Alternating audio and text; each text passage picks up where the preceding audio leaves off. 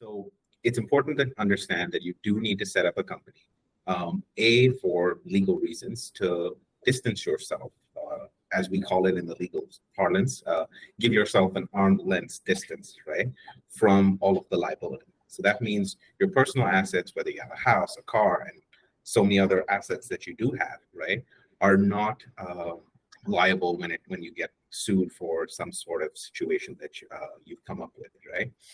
So that's why it's important to have a legal entity. Another reason to have a legal entity is to also differentiate between your corporate or business income and your personal income, right? A lot of times for remote workers and employees, or for people that have a freelance business, it's kind of one and the same, but it's important to distinguish between them. And there are a lot of advantages that you can do, you can take up when you do have an actual corporate entity of your own. So I'm going to talk about the top three. These are the UAE, Singapore, and the US.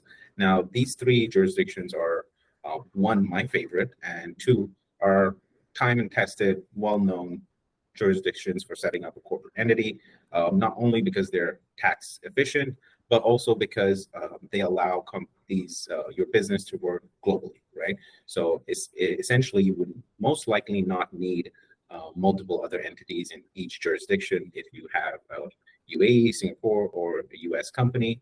Of course, there are limitations to certain types of businesses and certain types of services where you would have to have a local registered entity if you wanted to serve that community or that jurisdiction, right? So just to start off and give you all also a little bit of an introduction, I was born and raised in Dubai and lived the majority of my life there. So I have a really good background with the UAE, and also understanding of the UAE laws because I've worked there as an in-house counsel. So what I do want everybody to know is that there's a big stigma to the UAE where you may not know, but you now do not need to have a local sponsor.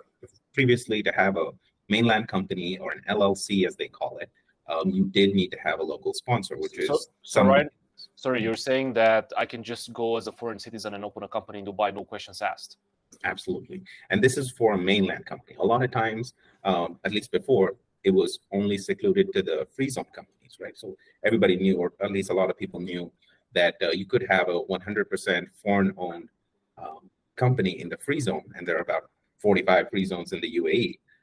I'm going to talk about a bit more about the Dubai free zones because it comes with a lot of credibility. Being from Dubai, Dubai has its own brand name. But of course, there are the free zones in other emirates or states, as you maybe want to refer to. And those are also cost-effective, and they're also very, very easy to set up, right? But when it comes to the free zone companies, those are the companies that you want to look at. You would want to try to narrow down between these 45 free zones onto which free zone works best for you. In the UAE, in Dubai, there are quite a few that are really good. The DMCC is one. The Dubai World Trade Center is another. The Dubai Silicon Oasis, DSC, is another one. So these are ones that I would want you to look at and consider, not only because they are, let's say, most reputable, but also they're the easiest to help you set up your entity. And now I want to talk a little bit about the corporate tax, right? So as of now, there isn't any corporate tax, but circa June 2023, so in a couple of months, there is going to be a 9% tax effective. And this will be for companies that are doing over $100,000 US in annual income, right?